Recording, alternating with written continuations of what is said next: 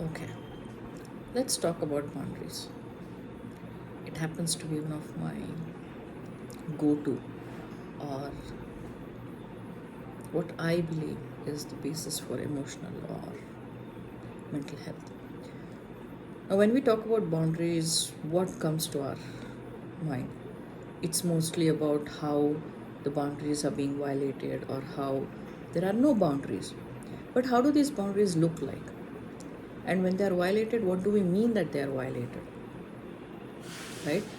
So, when we talk about boundaries, there are a lot of different words that are being used to describe boundaries. There is porous boundaries, there are rigid boundaries, there are flexible boundaries.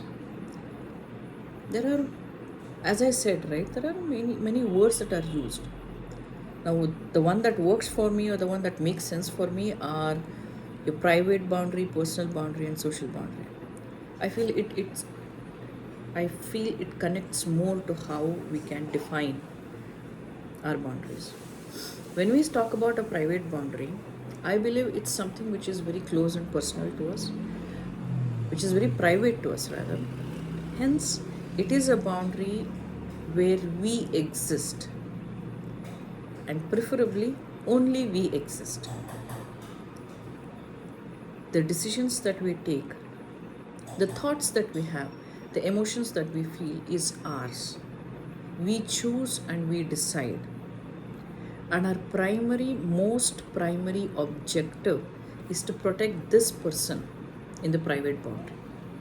Any decision that we take, any thought that we engage in should help to emotionally balance this individual rather than take away the balance. Let's move on to the personal boundary. What do we mean by personal boundary? These are boundaries which are shared by our closest people, our parents, our sibling, our spouse, best friends, certain relatives with whom we have close bonds. Now, when we talk about personal boundary, this is where the person in the private boundary can choose the kind of personality he or she would like to display with each of these relationships. The way I feel comfortable opening up to my husband may not be the same way I feel comfortable opening up to my best friend. These are two different relationships in which there are two different me present. This has to be a conscious choice. This is personal boundary. Let's move out into the social boundary. What does this mean? Social boundary predominantly are those people that we meet on a daily basis, are those people with whom we have social connections, people who are needed for us to have a social existence. These may be people who you meet once in a while, whom you meet every day, but these are the people who have a specific need in your life. How are we distinguishing this, or how does this matter? People in your personal boundary can influence you, cannot impact, because these are the people who are privy to a certain personality of yours. Hence, they can influence you when you're taking decisions, or when you're having confusions, or when you're wanting advice or guidance. They can influence you, but the decision is always taken by the personal in the private boundary. And remember, initially what I told you, it is always to create an emotional balance, enhance the emotional balance. Now, people in your social boundary are not privy to your personality. They serve a specific need. Hence, they can neither influence or impact.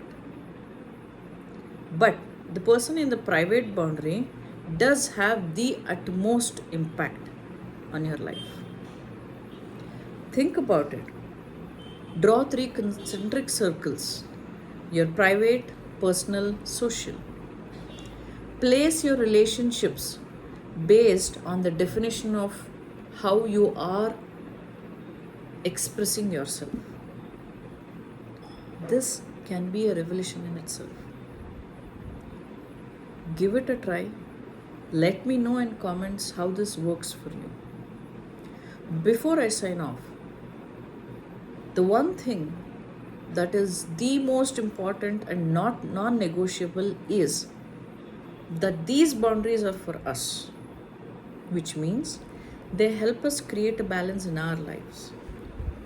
Hence, a validation from an external individual is not necessary for me to implement or execute my boundaries. My boundaries exist for me. I internally place you in my specific boundary, and we know now how they impact or influence. Based on this information, you can create healthy boundaries that work for you, which enhances your emotional balance. Type in comment, how has this been for you? What has this revealed for you? So that I can post more videos on other topics in emotional well-being. See you again next time. Take care.